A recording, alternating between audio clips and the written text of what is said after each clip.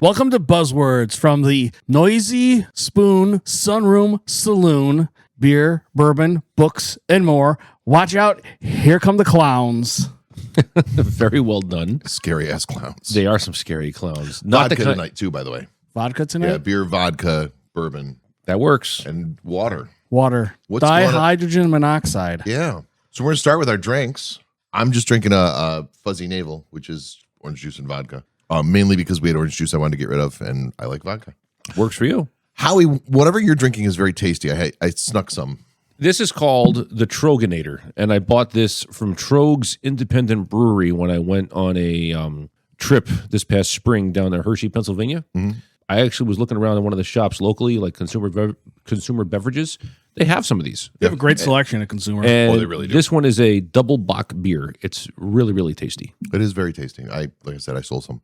Craig, what? There's a code here. I know, but last night was my son-in-law's birthday, and I may have overindulged a little bit, so I'm a little bit... To those of you who can't see, Craig is drinking water. Out of a bottle.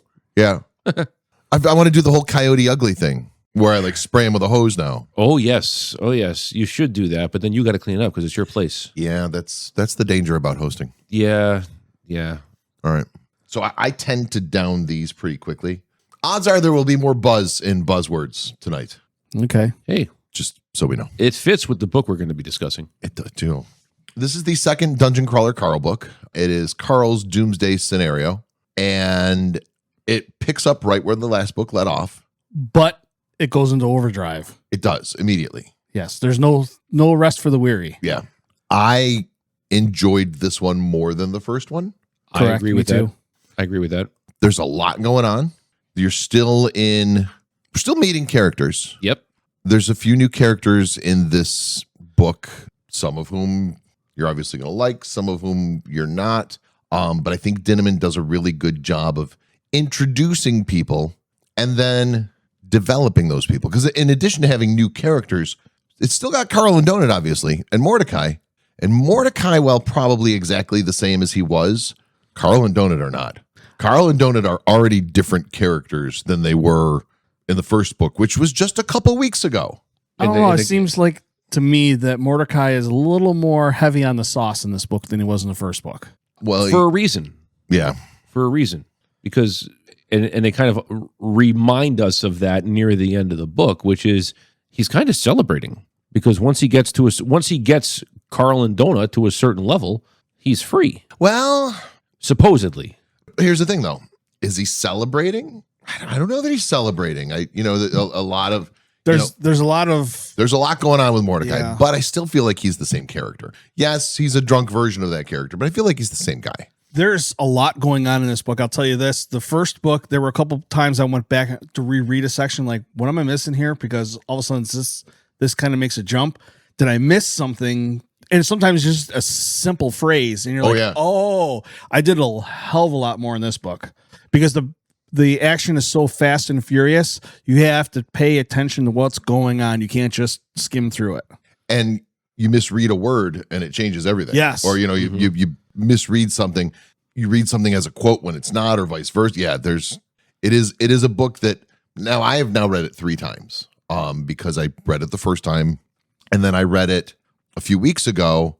And then as we got closer to this show, I was like, shit, I better read it again. So I read it one more time and actually remembered to take notes while reading it so that I would know what I was talking about, because we did get one critique, not criticism, not complaint.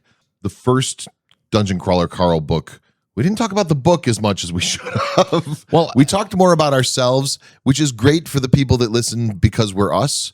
But for anyone that was listening for Dungeon Crawler Carl commentary, it was a little light on that. I'll defend that to a varying degree, whatever you want to call it. I think the reason we related so much to the first book was because it was so geared towards us. Right. And we were relating that to the fact. Now, having said that, this book is, as we've already established, much better than the first one. And we're beyond that whole surprise that there's a book for us. Right. So now it's going to be like more about the book rather than how much we like the book because we're us. We're also a little bit further into establishing ourselves, hopefully, if you've been listening right along, as, Buzzwords, the podcast. So you should already know who you're dealing with, Right. and why we like these books. And we're going to dive more into the content of that tonight. Yeah. So last episode we did Lord of the Flies, and we were it was a mixed bag for us on that. You guys didn't like any of it. I liked the book, but not the show. This one we all like the whole thing, right? Yes. The further we get into this series, though, you know, they announced that they're making a Dungeon Crawler Carl show for Peacock. The further we get into it, the more difficult it is for me to imagine what this show could possibly be like. And I feel like there's literally no way they can do a there's no way that this show isn't animated. I can't fathom how they do a live action show when only one character is human. I mean, to go back into the way back machine, I mean, Ready Player One does exist, and if you go to like the one club that they had there, where But Ready Player One is hardly live action. It's almost entirely. It's 90% CGI. I think you could have a live action combo CGI mocap type thing that could work. I mean, so far the only thing that I've heard for sure that's been announced is that Jeff Hayes is the voice of Donut. Right. That's the only thing that's been confirmed.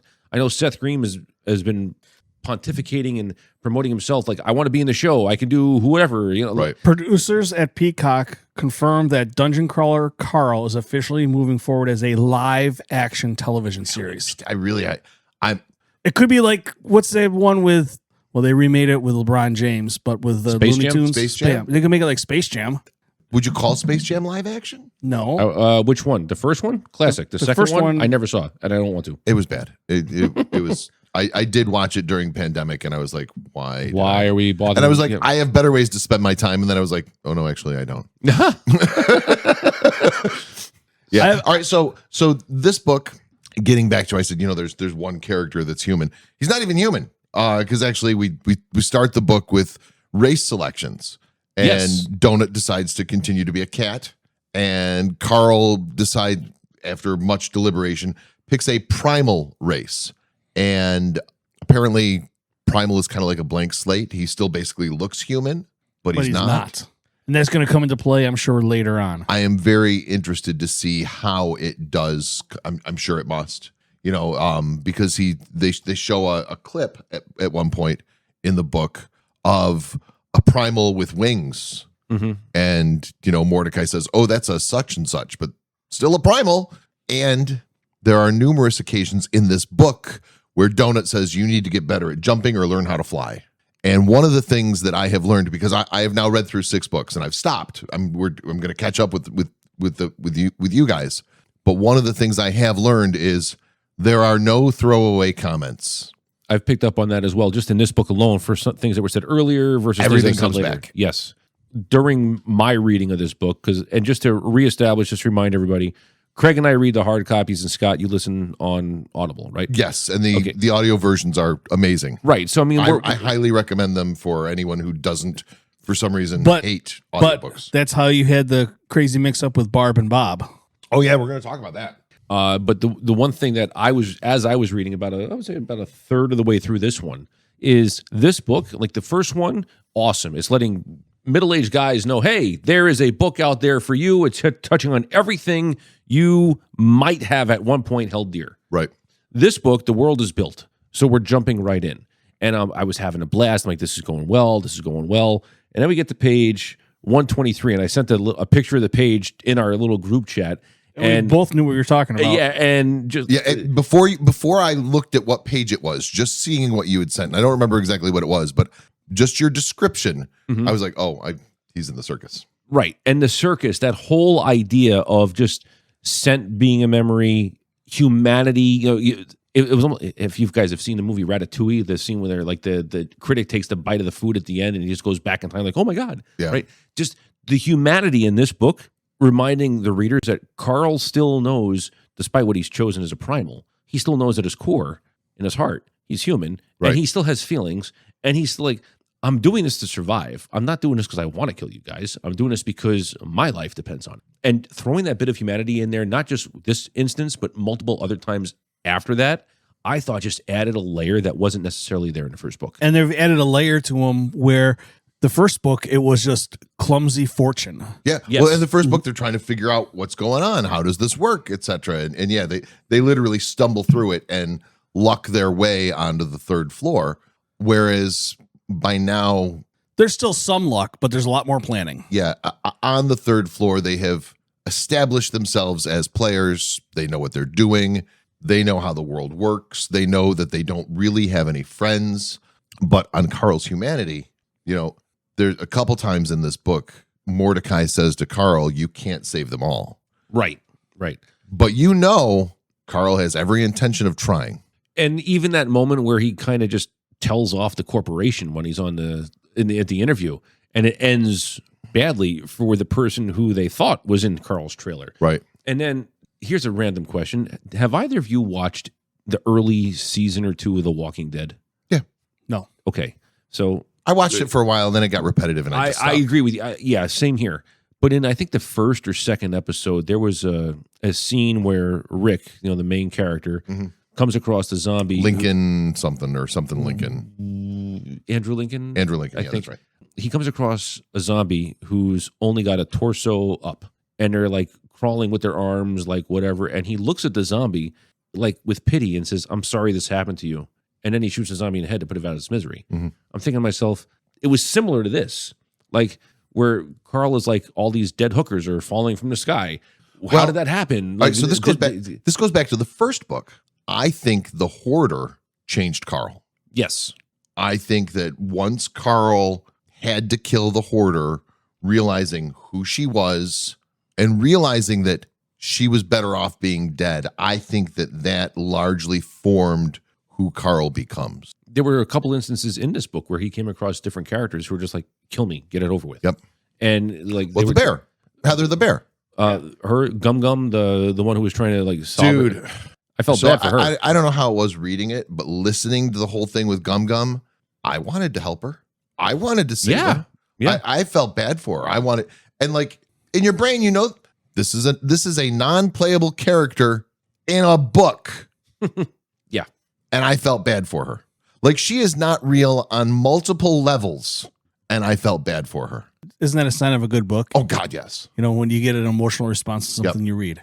I think it's easier to get an emotional response from something that you're watching. I think it's easy. I think it's fairly easy to, really grow attached to characters in TV shows or in movies. Whereas when you're reading something, it's not as easy. So if the author can hook you like that, that is really a sign that they know what they're doing. Let's go on a half tangent here. What other books have done that to you guys? Can you think of any off the top of your head? Yeah, the fucking toaster one. Yeah. Oh, well, not necessarily that we've talked about, but like the Infinite Sadness. But I mean, that wasn't that long ago. No, it wasn't that long ago. I literally cried Scout multiple times reading that stupid book. Scout was not a toaster. Scout was a Roomba, but you know she was an advanced But you model. knew what I meant. I did know what you meant. I did know what you meant. Okay, aside from the ones we've actually spoken about on this podcast, are there any other ones that you can think of? Because I can think of maybe two immediately. I can't think of any off the top of my head, but I'm certain that there are. Well, I'll throw a couple out real quick. One, A Man Called Ove, which... Oh, the Tom Hanks movie. Which the movie itself with Tom Hanks was okay. The Swedish version that's available on Amazon is exponentially better because it's a Swedish book. Sure. And like that book, as I was reading it, like the ending's telegraphed. You know what's coming 10 miles away. And I got to that point in the book where you find out what happens to Ove, and I'm like, oh, damn, it's really dusty in this room all of a sudden, right? So around that time, the Tom Hanks movie wasn't out. So I decided to watch the movie on Amazon that was, Swedish with English subtitles. I'm watching it, and there's about 45 minutes to go. And at that point in time, my youngest, who's now 12, was maybe 4. And she walks into the room where I'm watching the movie. She goes, "Hi, Daddy, I watch your show with you." She sits down next to me, falls asleep, like cuddled up next to me, and then that scene happens. And I'm like, it's dusty again. This sucks. That book, though, really did that. You know what? A couple of the Harry Potter books. There are certain books like there are points in the Harry Potter series that there was definitely something in my eye. Yeah, I mean, it just happens when books do that. It's great. Snape's always, for example, like that the scene in the Half-Blood Prince where Snape is talking about basically the fact that he's still in love with Harry's mom, which is weird in and of itself, but like that whole thing where Harry is looking at Snape's memories. Yeah, that was a dusty scene. The book, The Art of Racing in the Rain, which is told from the perspective of the dog Enzo. at the end, the book it starts off basically the dog is letting us know I'm at the end of my life. I'm going to die. Mm-hmm. And the whole book is a flashback. And then it gets to where the book starts at the end, and then there's an epilogue. And as it's getting to that point near the end of his life, where you know that like in another day or two, his owner is going to take him to help him cross the Rainbow Bridge. There's a scene or two all the way to Niagara Falls. Yeah, exactly. There's a scene or two where you're just like, oh man, I feel that. It's a gut punch. The movie hit harder because if anybody here has either read the book or watched the movie, in the movie when Denny, the main character there, and I know this is a tangent that I announced we're going on a tangent here for a second. All right. There's a scene in the movie where Denny just has Enzo in the race car because Denny's a test driver for a race car. And he puts the dog in the front seat, and the dog is just like got the wind in his golden retriever hair. He's enjoying life like any dog would in an open air car. And I'm like, oh, this is perfect. This is how the movie should end. And then I'm thinking to myself, cool, I'm not going to cry. And then the owner, Denny leans over, pets the dog between the ears and goes, "You've been a good friend." I'm like, oh, damn you, movie. Like, why do you got to say something like that? It's like, it's one of those things like, oh, man, But that's the mark, I think, of just a good story where it's going to get you in the gut punch. And Dinneman did that with like 3 characters we're never going to see again. And we only just met in this book like 2 or 3 times. That's impressive to me. That was ultimately the reason for this tangent. I would agree. Gum Gum. She has what, 100 words total? Total. And she's a side quest that they just got to find out why things are happening. They don't have to stop it from happening. Right. They just got to find out why it's happening. And we really don't find out exactly why. We find out, okay, why, but there's more to it beyond that. And then I'm trying to remember. I feel like in the first book, there were goblins that were like, no, we're supposed to go down to the next floor.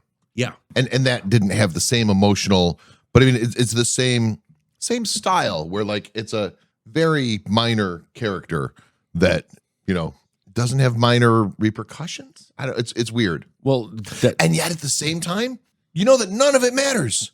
Right. None of it matters. Right. Because what matters is Carl and Donut and Mongo and Mordecai. But you go into this learning that no one has ever gone past, what is it, the 12th floor? Yeah. So they're not going to live. They're not going to live. So literally none of it matters. And yet, I don't know. And yet it does. Yeah. It is very strange. Mongo's my favorite character in the second book. Mongo's appalled. Mongo. I understand the Mongo is appalled references across the board now. Mongo makes great strides in this book. So yeah, so Donut decides to still be a cat. Mm-hmm. Carl decides to be a primal. Mongo is a triplicate, which I love. Yes. And Mordecai is a lush succubus? Yes. Incubus. An incubus. Succubus. No, succubus are women. Yeah. Oh, incubus. Okay, my bad. All right. Now, in the audio version, he sounds like Jim Beaver from Supernatural, from The Boys, from a variety of other things. That's the tone in the voice, which kind of works, except that Jim Beaver's not like a smoking hottie, which apparently Mordecai is in this book. Sorry, Jim. I'm really curious who they're going to get to play Mordecai, because like I mentioned earlier, Seth Green is like, I want to be in this show. It can't be Seth Green for Mordecai. No. It can't be. He's too young. Yeah. But I could see. He's probably at the right height. Probably. I could see Seth MacFarlane casting himself. Oh God. Yeah, me too. Is Seth I hope MacFarlane I hope Seth MacFarlane is not actually in it because I don't care for him at all. I'm almost disappointed that he's involved. I was in your camp until I saw seasons 2 and 3 of The Orville, in which case I changed every opinion I had about him. So now I want to throw this out here ahead of time. Who knows if this is going to happen or not? But if Seth MacFarlane is involved, what are the chances that B in a cameo performance is Charlize Theron? Wouldn't shock me. Because they do so much stuff together. It wouldn't shock me. It's like, hey, I'm Seth MacFarlane. And she's like the perfect. I'm gonna cast this hottie to be like as somebody who I have to act opposite of, and maybe have to kiss. How about Rob Lowe? Rob Lowe is in a lot of his stuff too. Rob Lowe could work as Mordecai. Charlize Theron would work because in my head B is definitely smoking hot. Yes, because it's the only reason Carl puts up with it. Right. The only reason you put up with that shit is because they're hot and the sex is good. And then the fact, speaking of B, at the end when Donut says, "I know she's dead," it's that amount of growth. I'm like, oh my God. I mean, even that almost made me. I didn't cry, but I'm like, wow. I did. I'm like, wow. I mean, that's the cat. Maybe not all out cried, but like I definitely did one of those. Yeah, it's like you don't expect that because the growth from Donut. I know you're ahead of us, so one or two things happens with Bee in the book, because Bee's making another appearance. Whether she's a boss that Carl has to beat to get to the next floor on one of those things, or she's a crawler who somehow was out on the beach with Fernando, or whatever the hell his name was. Fernando's the cat. Fernando's the cat. That's right. Or Ferdinand. Yeah, right. Yeah. Ferdinand. That backstory was cracking me up. That was hilarious. Yeah. It's like his name's like, Carl's reaction. It's like his name's not Gravy Boat. No, he prefers Ferdinand. Yeah. I'm like, and the ridiculous thing is, as you know, a household with multiple cats, I could see that kind of conversation taking place with my cats. Mm-hmm. I just can.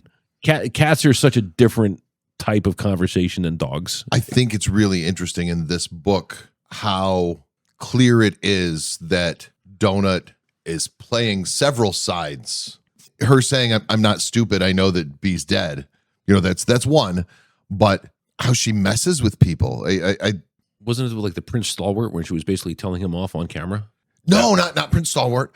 The talk show guy, not the talk show host. Hold on.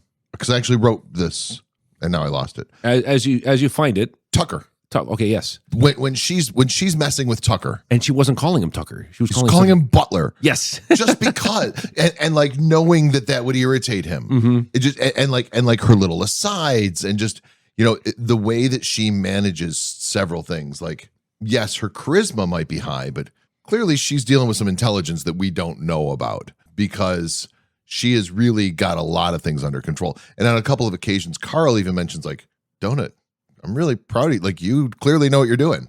It is interesting. Just Carl even telling Donut, I'm proud of you. That's a step in the right direction too. Right. Well, and then Carl made the comment that like, you don't risk your life for pets. And then immediately was like, shh. Yeah. Yeah. And Donut's reaction to that. And, you know, Carl internalizing, you know, Donut's not a pet, because our pets are never pets. Our pets are family. Yeah. Your pets are pets. Your pets are pets.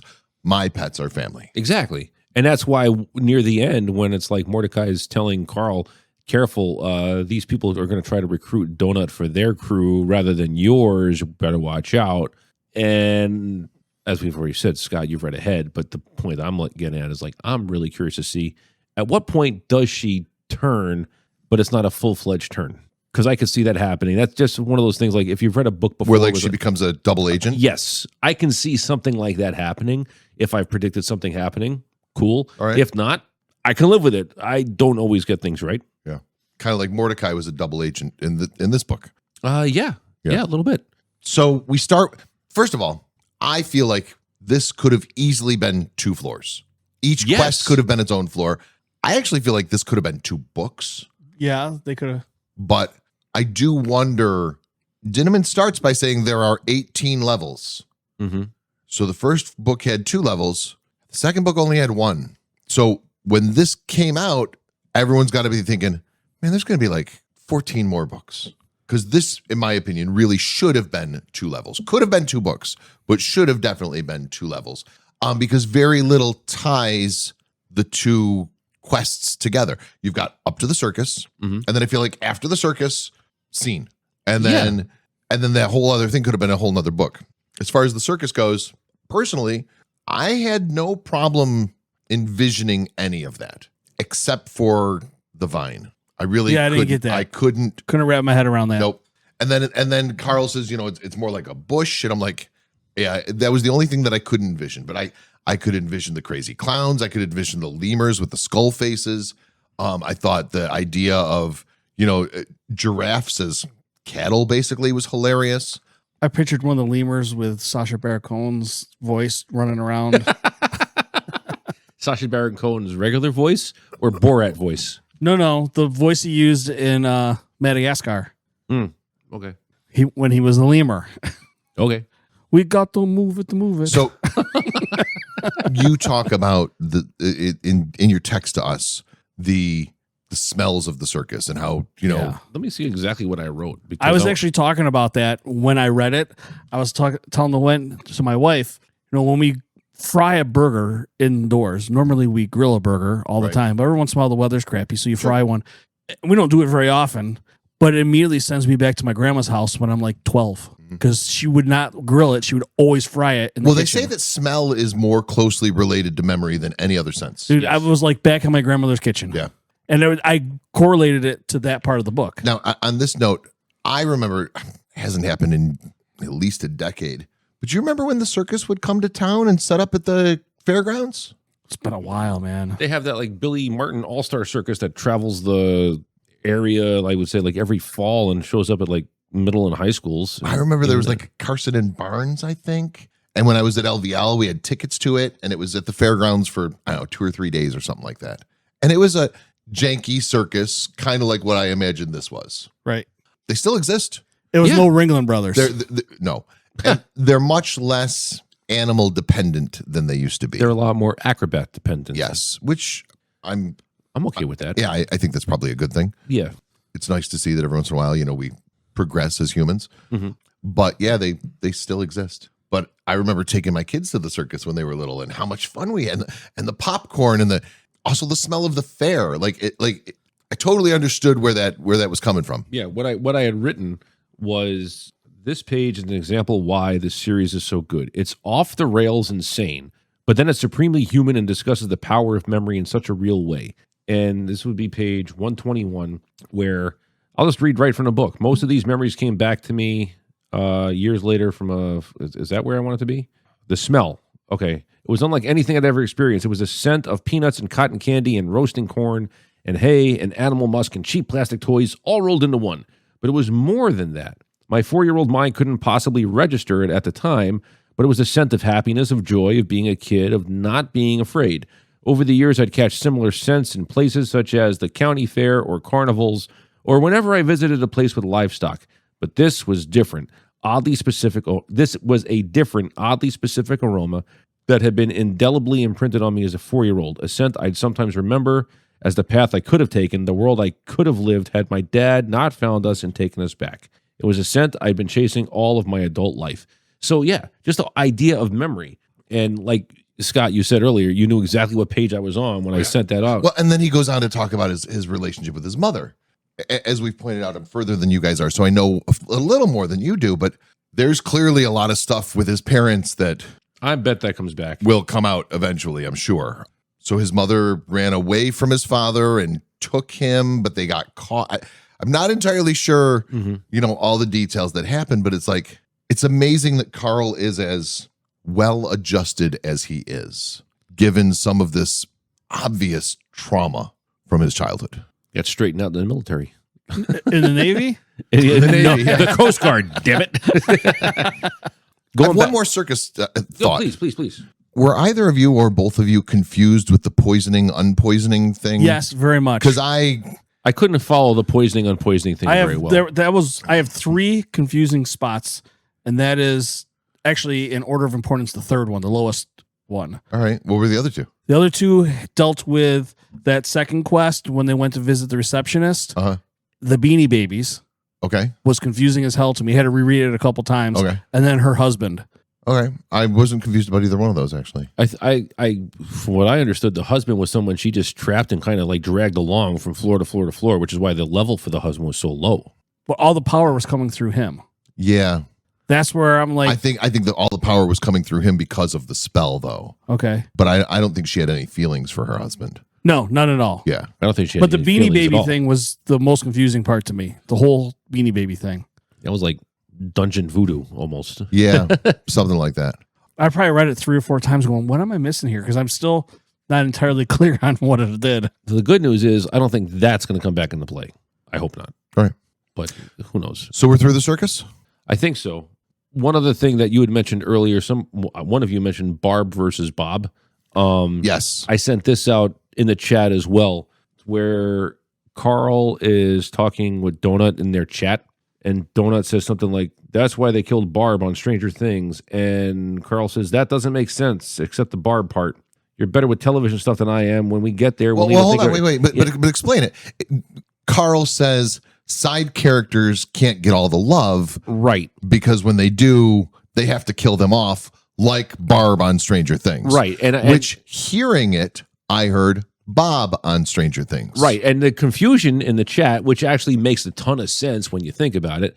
Barb on Stranger Things was killed off in what? The first handful of episodes? I don't of remember season one? Barb. I literally don't remember She was the her. one killed at the pool in the first couple of episodes in season 1. I never watched it, so.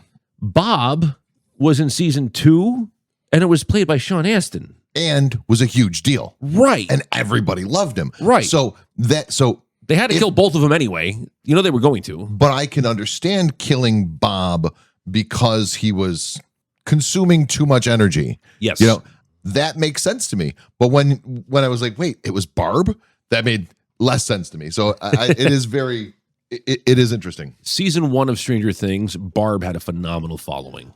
But this is another example of pop culture references that don't feel heavy-handed or over the top like they did in Ready Player One. Oh, absolutely. There are certain references in Ready Player One that just were like quick hitters and then went away. Like the one that sold me on the rest of the book was when Wade had to sign into his Oasis account and said, "Greetings, Starfighter. You've been recruited by the Star League to fight Zur and a Kodan Armada." I'm like, oh my God, this is the last Starfighter. This is awesome. I'm like, this is great. Oh, the one that sold me was Mechagodzilla. Well, there's so many different references in Ready Player. They could call it reference the book and just, sell it that way. But we've each got our little vices. Like that was a cool one for me. That I'm like, I picked up on that. Mm-hmm. Someone's going to read this like, I picked up on that. They don't have to be heavy-handed and be the story. The fact that this is that it is a TV show, kind of Survivor-esque, with all the references kind of mixed in to a blender, and whatever you figure out. It's not a big deal. That to me is what makes it work. And I do like how Donut says, guessing the plot lines of television shows is my superpower. Right. I mean, Donut watches TV. She wants to write a new episode of Gilmore Girls with Zev. I'm like, this is freaking great. I love this. Well, and then, so Donut has this new ability. They both got new abilities. Yes. And Donut's is what? Scatology? I can't pronounce it. I don't know what it is. Which sounds like the study of poop. Right. Yeah, exactly. But then suddenly Donut is making comments about stitch patterns. And she's like, oh, I probably saw it on a show. I think that's what scatology is. Well, Craig, you've watched Chuck, the TV show. Yep. Did you ever watch Chuck? I love Chuck. So maybe Donut, that new ability is like her own version of the Intercept. And she's like, I know Kung Fu. Like, what does she know? And Carl got his, which is the ability to play High-Lie. Which is awesome. Yeah. Everyone needs a High-Lie fronton in their house. Yeah. Or near their house. Yeah. There should be High-Lie leagues with people wearing uniforms that are just, white boxers with hearts on them, just to see what they do. I thought the name of the second quest was I literally laughed when they're like, new quest, the sex workers who fell from the heavens. I'm like, how is this a thing that I'm reading? Like, how, this is not, it's not real. And yet it's very real. And then it goes. And then Donut admonishes Gum Gum, and she's like, thanks for the pile of dead hookers. We don't greet people with piles of dead hookers anymore. Now we just give them milkshakes or whatever. It's just like it's so off the wall. Right. It works. It is so bizarre that it definitely does work. What are they? If you're going to do something, go all the way. Oh yeah. And he totally has. He totally has. Yeah. It's like the sex workers who fell from the sky. And if it just went back to the story after that, it wouldn't work. The fact that he says, all right, let's see how many crazy ass details I can throw into this. Right. That's what makes it work. I like when they go the new quest and they're explaining what the quest is, and it goes, "You're not ready for this. Sucks to be you." Yeah. I think it's hilarious that like the AI on countless occasions has already been like, "Oh, you're gonna die now." You just ran into a city boss. You know who should be the AI in the show? Will Wheaton. That would work. So the audiobook, the AI does sound a lot like Will Wheaton. Really? Yeah. I actually wanted Jeff Hayes to be the AI instead of Donut. But no, Will Wheaton would do a great job at You know who else needs a spot in this? Felicia Day. Sure. They go together. Yep. What if we just went off the wall and had the AI be Morgan Freeman? I don't know. I think it's overdone. Overdone? Yeah. Okay. Either way, Morgan Freeman has too much gravitas. Patrick Stewart could do it. He wouldn't mind. Yeah. I don't know. No. I don't know. You pick some sort of sci-fi famous actor or actress as the AI, and it could work. There's 200 roles to fill. Patrick Stewart can have a role. He doesn't need to be the AI. Right. True. Patrick Stewart's also like some of these like great voices are like in their early to mid 80s at this point. So if all they got to do is do a voice, they can get it done. Right. Make Patrick Stewart the dying husband in the second book. There, he can pull that off. So in the second quest, at one point, Carl and Donut run into a bunch of kids playing in the alley with a salamander with on a the leash. lizard. Yep. I don't know why that whole thing made me laugh. I was laughing through the whole damn thing. Oh, with the mom pregnant goblin or whatever it was. When they first meet him, all I think of was our gang. With the perennial pregnant mom, the kids who reminded me of like street urchin from like the early 1900s. Yeah. So yeah, our gang would be a perfect reference. The kid talking about his lizard being his best friend, and Mongo eating the lizard, spitting the lizard back up, eating it again, biting the kid's arm off, and then we can't attach your arm. and then after all that, the kid who I fell in love with was like, "Bye, Princess Donut. Bye, Mongo." Like, clearly, somehow or another, the kid just made friends with this dinosaur that bit his arm off, and it's just like, been watching him on the what TV. Oh, wait a minute. is happening? Wait. You just said something, and I'm literally just thinking of this now. Is that, it probably isn't, maybe I'm reading way too much into this. Is that just the author letting us know that most of life is nature versus nurture? Because the kid's just sitting there still creating his worldview, and he sees these people that he sees on TV that he thinks are awesome. He's like, "Hi, what are you doing?" Like, I don't think he knew who they were. Well, but the point is, like, but I don't think he saw them on TV. I don't think the kid is aware of their existence prior to meeting them. I think my point is, I don't think the kid's aware of enemies. He thinks everyone's a friend. No, I don't think so. Because the kid's mom has warned him that you can't go further than this far. So the kid doesn't listen to his parents? That also works. Because it's dangerous out there. But I do think that the kid is aware of danger. Well, he's a little bit pricky about his arm coming off too. So, he doesn't. He sees the inherent good in most young. You're reading too much into it. I don't know. You just said something like bye, hi. Maybe I am reading too much into it. I don't know. But it's one of those things where, like, if you watch enough TV or see enough things on movies, the young people are the ones who are going to say everything the adults are afraid to say. Back to things that confused us, and in this particular scene, one thing that definitely confused me was, why did Carl punch the guards? I didn't understand how that advanced anything. I didn't understand how that improved their situation. Was it a test? Was he testing one of his new pieces of equipment? No. He had a plan. I just don't know what plan it was, because he says, like, I was fully aware that the next thing that I was going to do was stupid. And then I punched the guard in the face. And I'm like, why? How did that help? And then they do the mic drop, and they, like, I don't understand what happened there. Did you guys catch that? Did the guards need to move somewhere for their plan to work? I don't know. I was that part I was definitely confused about. Well, then since I'm drawing a blank, I'll say I was confused too. All right. So we end up with the office building blown up. Mrs. whatever her name is dead. Buried in the rubble. Two floors down. Carl and Donut interview Odette, right? No. Ginger. What's the name of the sex worker that they interview? Not interview. They try to get information out of her in the burning building before it collapses. Oh, I'll have to. And she wants them to kill her. I did think there was a really cool thing when they're trying to get down from the building that's blown up. How he puts his rope back into his inventory so he can drop the last couple feet. Right. Like, that's a cheat to save time in a game now, So like there's that little bit of a video game thing going on. Wasn't Marianne Professor Gilligan? I don't remember. Anyway, the office worker that they first meet in the building and say, we want to talk to the mayor. And she's like, oh, good luck with that. She's got 2 different colored eyes. Like David Bowie. Did you guys read the book? Yeah, I'm trying to remember the name.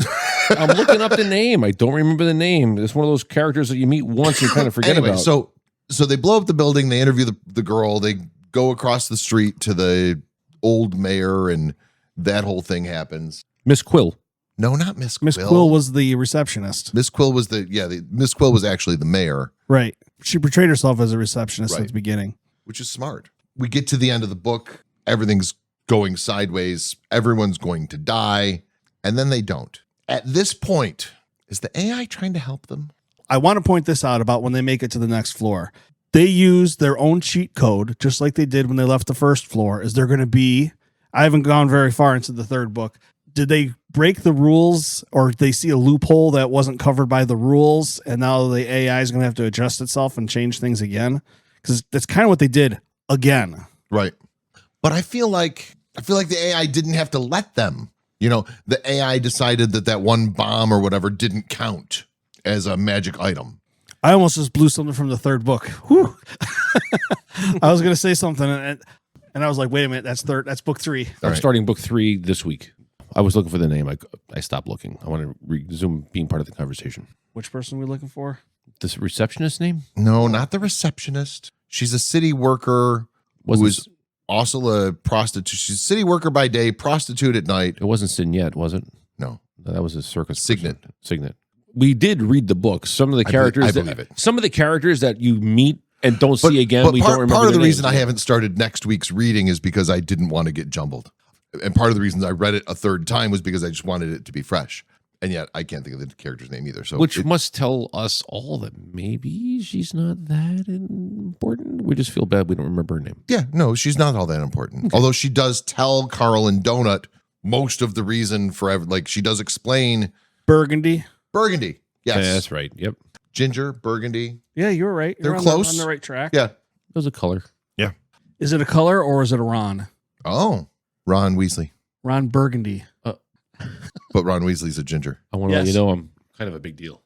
I have to report the news. Sorry, Ron Burgundy is a great movie. Do you think the AI is trying to help them, or is the AI fucking with the Borant Corp? Or and now the Borant Corp is like the Valte's having there's a new war with the Skull. Like there's just so much going on. What I see with the Borant Corporation is that they go through, everyone gets it, they go through a cycle of who gets next, and whatever. To me, Borant Corp is that inbred company that, it's our turn. And they're kind of stumbling their way through it. Now, if you read the afterword on this book, that's what makes me think there's a lot more going on. Yeah, the afterword in this book, I'm like, this is kind of cool. Did you read Backstage at the Pineapple Cabaret? Or that's what it is, right? Yeah. I have not read any of the backstage of the Part 2 is like legitimately, okay, since you haven't read it, we'll just explain it to you. Sure. Okay. And Craig, fill in the blanks for anything I say. This is one of the goblins from the first book? Right. They're continuing on with the part 1 from book 1. Okay. So this is like though this time the goblin isn't the main character. Right. Someone else is the main character. Yeah. And they're basically saying, since no one has made it past level 12. Right. But they're required by law to have a plan for levels 13 through 18. Right. And 18 does actually exist because that's the after party. Right.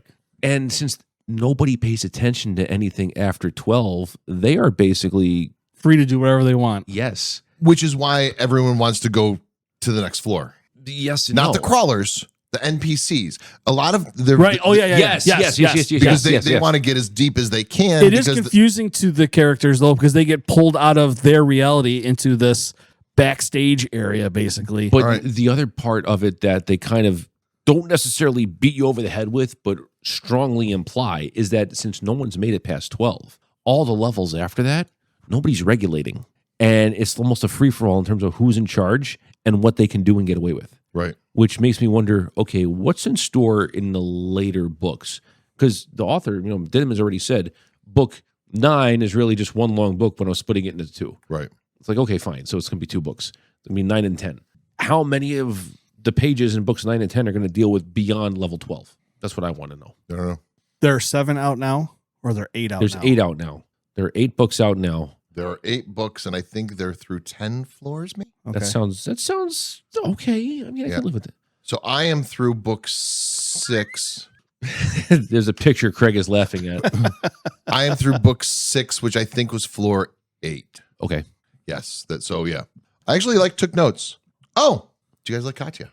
Yeah, we haven't even mentioned her yet. We're almost 45, 50 minutes into this. Katya and Hecla was the other one too, right? The two of them back and forth. But we haven't really haven't met Hecla. Haven't met Hecla to the same degree. I like Katya so far. I reserve the right to change my opinion. Additionally, I like the leaderboard and the fact that the old lady in the wheelchair is ranked number 10. Yeah, I was going to ask you about that. I think that's hilarious. And then I like how Carl is like, what are those points at the end of that mean? Oh, that's the bounty on your head. He's like, oh, shit. Yeah. I'm like, oh, this just took a notch up, which means I finished this book this morning. Like, I really want to start book 3, but I got 3 other ones I'm reading ahead of that, and I will get to it. But oh my goodness, I can't wait. So at this point, I'm very not sold on Katya. Book 2. Yeah. Okay. Yeah. Okay. At this point where we are, I'm very. She just kind of seemed like an annoyance to me. There was a incredible reference to Deep Space Nine in there, though, because she's a shapeshifter and she couldn't get the nose right, the face right, which is Odo. It is Odo. Yes, I didn't put the Deep Space Nine connection together, but that is outstanding. And I would never get that. I like Daniel Bautista. Yes. Yeah. I like the other crawlers that he met so Yes. far. Like the one who's like, you Most ruined my of the other crawlers. most of Right. the one is like, you ruined Not my whatever quest. Q or Maggie Mai. Right. But the one who's like, who looked Frank like a Thundercat, he goes, you ruined my quest. He goes, I didn't mean to. I'm sorry. He goes, that's all right. If you need my help, let me know. Yeah, that's Daniel Bautista. Yeah, I'm like, this is someone who's like, okay, cool. It seems like a chill guy. He'd fit right into this podcast. Like, yeah, give me a beer. You know, My favorite crawler outside of Carl and Donut is Brandon from Metal. Yeah. Yep. I like Brandon too. Dude, Brandon's existence makes me verklempt. Brandon is the one who's taking care of all the old people, right? Yeah. I love the fact that he's doing that. He's like, my job hasn't ended. Yeah. But here's the thing. He's not even a nurse. He works maintenance. Yeah. It was at no point was this his job. His job is to fix radiators. The world needs more Brandons. Agreed. Okay. Yeah. Yeah. Yeah. And not this world, the world. Yeah. At this point, Brandon is 100% my favorite character just because of who he is and what he represents the good in the world. Which ties everything back to the beginning of the discussion we had this evening, which is this book illustrates the fact that Carl and Donut are growing, and there's a nice sense of humanity existing in this book. So to this point, you've started book 3. Yes. How far are you? Not very far. I'm to the part where they're kind of getting screwed over by the by Borant Corp. Okay. So books 1 and 2, the dungeon happens to Carl and Donut. Starting in book 3 and onward, Donut and Carl happen to the dungeon. I think It goes from a defensive book to, Carl keeps saying, you will not break me. Mhm. I will break you all. And that starts to become true starting in book. Like, I liked book 1. Mhm. Book 2 is better. And then book 3 is another level. literally and figuratively. Yes, literally and figuratively. Book 3 is George, I know it's your birthday this week. May you rest in peace. they refer to books. They refer to the first 3 levels as training levels or something like that. The Bunny Hill. And Carl's like, "Wait, what?" And they're like, "All right, now we can start." And he's like, "What was all that?" Yeah. So starting in book 3, it kicks it up a notch. I think the seeds for that were kind of planted in book 2. Book 3, there's trains. Planes, automobiles. No, just trains. And Little Agatha, maybe. and every comment is, don't worry about the trains. Don't try to figure out the tangle. Apparently it's like a map, but if you spend your time trying to figure out the map, you miss things. We'll talk about this more in a couple weeks, obviously, but that was my biggest problem with book 3. But I will tell you, the whole thing changes in book 3. Like I'm really looking forward to continuing this with you guys because the first couple books have been amazing so far. And I'm looking forward to rereading book 3 now again. Multiple people I've seen online have said this series is incredible and book 1 is the worst, and it's still like 4 out of 5 or an 8 out of 10 or whatever. And I'm like, sold. Let me start. And For sure, when I sat down to read book 2, it was like, I'm going. It's just going. Yeah. It took you you had a couple false starts with book 1, and when you finally got into it, you're like, okay, I get it now. And book 2, like all of us were just like, this is great. So now that you've got that little preview for book 3, I'm looking forward to it. Book 1, and there's a little bit of world building. Well, you need that for something like this, and which is going to inherently just kind of make it slow. You've got to get all this pieced together in your head. How does this work? Then book 2 is a little more character building, which isn't as big a hill to climb. But then by book 3, you know where we are and who we are, and let's go fuck shit up. That must be why so many TV shows, when they make it to season 3, take a step up in quality. Yeah. Just in general. So, yeah. So I'm looking forward to moving on to book 3. I think I got all my notes out of the way. I think we've kind of touched on everything we really needed to touch on. I think, for what it's worth, the critique that was sent our way, I think I would like to hope that we answered that We had 2 critiques this week. So properly. Oh, 2? Yeah. What was the The second? other second one was having on our, when we post our things, farther out in our Yes. calendar. So Oh, yes. Okay, so we're going to address number 2 now. so next show we're going to do Huck Finn and James, right? Correct. Yes. So the Together, it's going to be a double feature. Yes. All right. So for those of you who are legitimately new to the world, The Adventures of Huckleberry Finn is a American classic by Mark Twain. If you haven't read it, you should. The three of us are rereading it. So my version is narrated by Eli Wood. Really? Elijah Wood? Yeah, that his he name? played Huck Finn at one point, Yeah. which is awesome. Yeah. So it's audible, narrated by Elijah Wood. Okay. I'm kind of looking forward to it. And then we're combining that with the, I think it was a 2024 Pulitzer Prize winner, James by Percival Everett, which takes the story of Huck Finn and tells it from, From his friend's perspective. yes, the slave Jim's point of view. I'll tell you this. I finished Huck Finn and immediately started James, and it's perfect to do it that way. Really? All right. Because everything is so familiar. That's my plan. Yeah, it is fantastic. I've got both on Audible. I did buy James the other day. I actually already had that Huck Finn in my library. Oh, go figure. I didn't realize it until I went to buy it, and I was like, "Oh, I already have it. Cool, Awesome. Well, for what it's worth, I think of the three of us, I'm the only one who has actually read James at this point. Correct. Yeah, and I haven't read Huck I'm Finn about since high school. 60 pages in. Me neither. And I can tell you, reading it this past week, because I read it in a couple days, it took me, like the smell, reading that book took me back to when I read it the first probably 2 times. Because I loved that book. Mhm.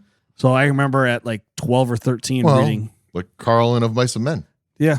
Of Carl of Mice and Men. Carl talking about Of Mice Oh, and okay. Men. Yeah. Yeah. I mean, And there's, how he read it so many times in high school, and now it's his comfort book. yeah, I just love Mark Twain books in general. I haven't read them recently, but everyone I have read, I have loved. And Huck Finn is just up there. One of my favorites, though, is A Connecticut Yankee. I mean, it's a great book. Yeah, just in general, his stuff is great. He's, America's foremost humorist. Yep. They have a Mark Twain Prize for Humor. I mean, he's awesome. So we're looking at a timetable here, if you're listening, and we're going to post it on here. Yes. So we got Mark Twain with Huck Finn and That'll come Percival out- Everett with James combined. So it'll be a longer version of our podcast. That first week of September, like the 2nd of September, that'll probably be the release All date right, of and then the that 16th ish, we're doing the third book. Dungeon Crawler, Correct. which then brings us to October 1st ish. Right. So I know we talked about a couple different books for Halloween. Right. Dracula. Dracula, is that where we have we The decided? original Bram Stoker. Yep. Have we decided on Dracula? Okay. All right. Or Frankenstein. Or do we want to do? Okay, crazy thought. Stop me if I'm wrong. We can do. You're wrong, Okay, I'm always wrong, but which is All right. why I was comfortable saying you're wrong. That's I what she know. said. Just okay. Let me get the idea out. Over the last couple of years, I've noticed that Dracula, Frankenstein, and Dr. Jekyll and Mr. Hyde have all been released in a single volume. Okay. Is that anything? Like, do we want to like? I feel like that's too much. Is it I've too much? never made it through Dr. Jekyll and Mr. Hyde. Which is ever. funny because that's the shortest of the three. Which one do we want to do? Let's just pick one. Dracula, Frankenstein. Dracula is the first modern horror, right? No, Frankenstein. Is it Frankenstein? Frankenstein. Frankenstein was the first sci-fi book, I thought. True. I don't know. First modern horror. I have no idea. I don't know. I know Mary Shelley's considered the godmother of Frankenstein. Frankenstein. Yes, of science fiction. Frankenstein's monster. Frankenstein. I don't care. Pick one. Well, it's October. We should do one of them. Let's put it this way: we'll pick one off air. We're going to decide whether it's Dracula or Frankenstein, Yep. and then later in I October, feel like that doesn't I think we help. might get 3 I feel like shows. that doesn't help the thing. okay, it doesn't help the thing. All right, Yeah, let's pick one it out. will, because I'll put it in the description at All the right, end. fair enough. And then we've got 4. Dungeon Crawler 4, And then War of the Worlds. I think we should do War of the Worlds, and then we can reach out to somebody I know and hopefully get in If Looks Could Kill, yep. which is a YA novel done by Julie Berry. Tentatively, I think we might be able to land her to talk with us about that book. It's kind of like Medusa Right. meets And Jack the Ripper. And then that will be followed up by a book I will be teaching at that point, Fahrenheit 451, which I read it several years ago and I thought, okay, cool, I get it. Rereading it this past summer to teach it, whole new meaning, completely different. So got a couple classics and a couple contemporary and a couple modern classics on the horizon. So make sure you listen up. All right. So War of the Worlds then would be October 28th-ish. Okay. Yeah. Definitely got to do War of the And Worlds. that works perfect. Yep. It was a October 31st broadcast. Yep. We'll have to find some clips of the Mercury Theater broadcast, or would that be infringing on too much copyright? I Have to look and see. feel like that could be public domain. That's what I was going to say. Well, I see mean, if the Disney rule applies. Yeah. It's been 80 almost 80 years.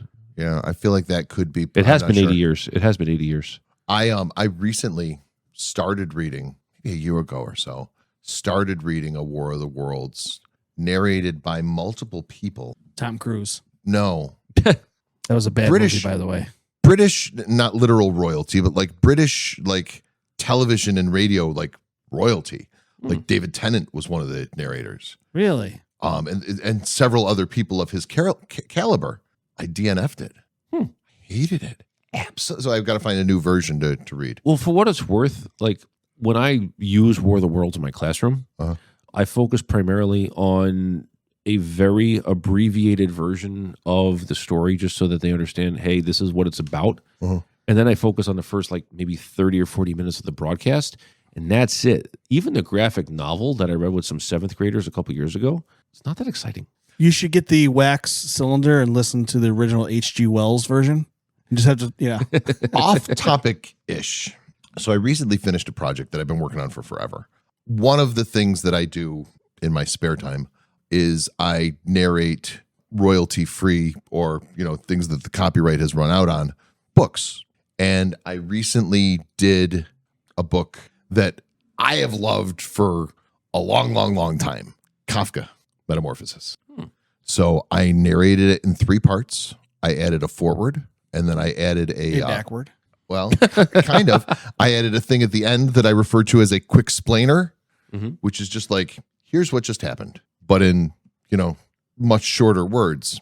And I've put it on YouTube. It's on my website, but I'm making it into a Kindle book, and I'm going to try and get it on Audible as well. And so this is a new chapter for me, if you will. That was kind of fun. I don't know why. Always loved Metamorphosis.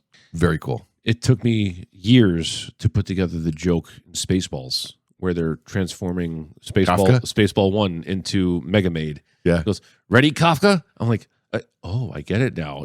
So it's one of the so many random jokes. That's why Mel Brooks is such a freaking national treasure. Agreed. I love that guy. I'm not nearly the fan that you are, but he definitely has a very keen mind. I appreciate some of his. I appreciate a lot of his. Yeah, he seemingly off subject humor, but it's not. But it always fits, and usually very topical. So for the time that it's created. So I think we're coming down to the end on this one, gentlemen. I think so. I think it was a good show. I think so too. Make sure that you tune in next time when we talk about Huck Finn and James. Yeah. So, Craig, anything to add? No, I'm trying to find our YouTube channel. So that you can subscribe. Yes. All right. We do have for those of you that are listening on Podbean or however you might be listening, we do also have a YouTube channel. I don't care how you listen. I just want you to listen. Yeah, exactly. So, and the authors whose books we're talking about, they want you to buy their book. they do. So, and if you have any book suggestions, please send them our way. We'll be happy to entertain them. Right now, the only other book that I'm reading is a book on the history of the Arsenal Football Club. Okay. I got a handful on my TBR pile that I borrowed from the library. I'm looking forward to getting to those. All right. Craig, we'll see you soon. Yep. Howie? Sounds good. All right. Bye.